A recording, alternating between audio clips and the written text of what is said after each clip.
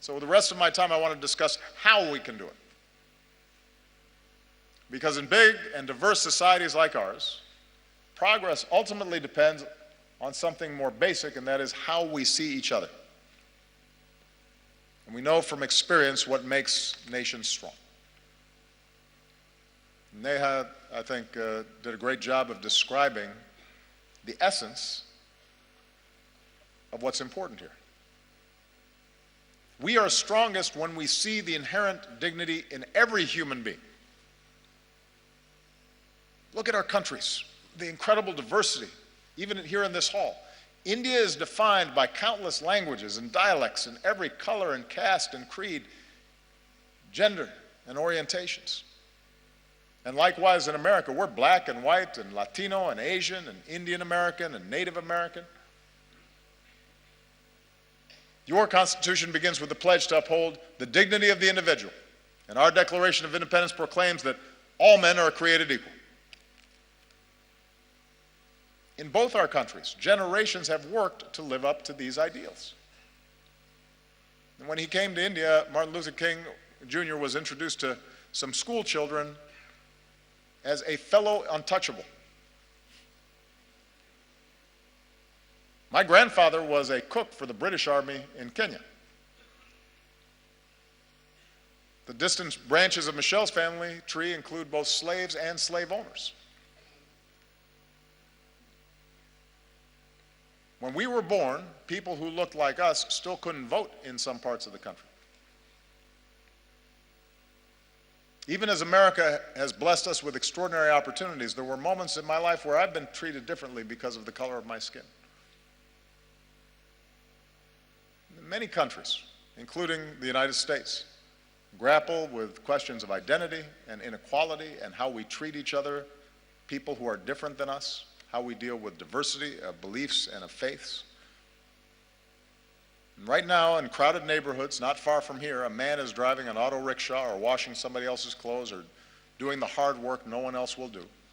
And a woman is cleaning somebody else's house. And a young man is on a bicycle delivering lunch.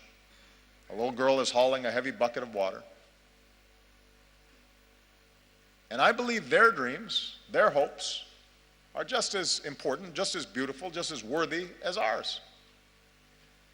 And so even as we live in a world of terrible inequality, we're also proud to live in countries where even the grandson of a cook can become president, or even a Dalit can help write a constitution, and even a tea seller can become prime minister.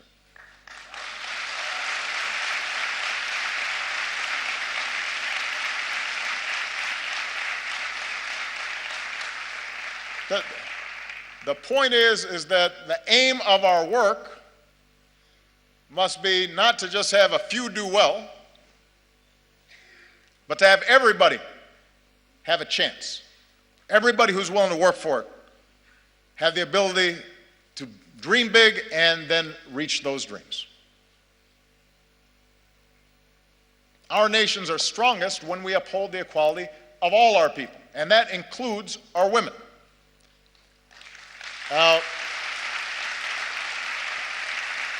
You may have noticed I am married to a very strong and talented woman. Michelle is not afraid to speak her mind or tell me when I'm wrong, which happens frequently. And we have two beautiful daughters, so I'm surrounded by smart, strong women.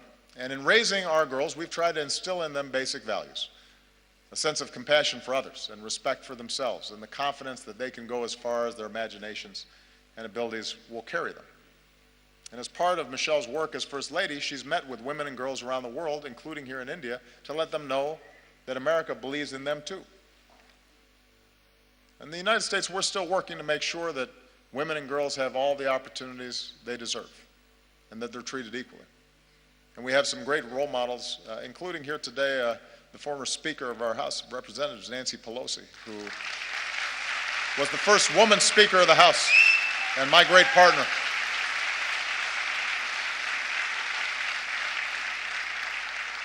And here in India, it's the wives and the mothers who so often hold families and communities together.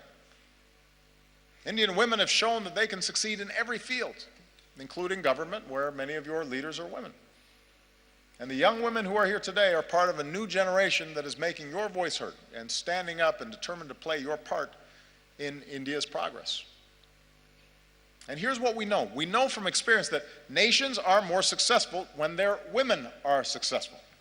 When girls go to school,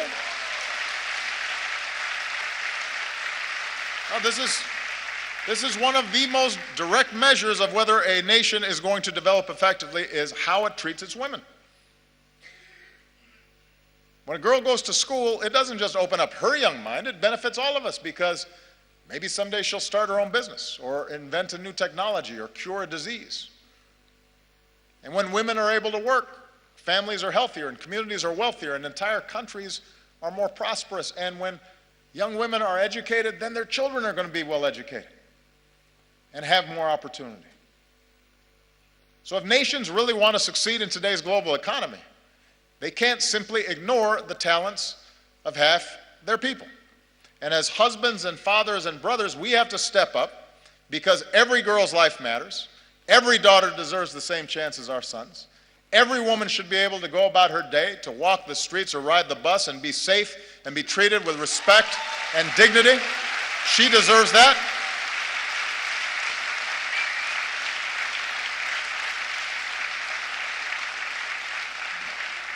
And one of the favorite things about this trip for me has been to see all these incredible Indian women in the armed forces, including the person who commanded the guard that greeted me when I arrived.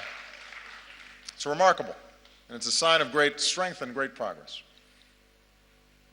Our nations are strongest when we see that we are all God's children, all equal in His eyes and worthy of His love.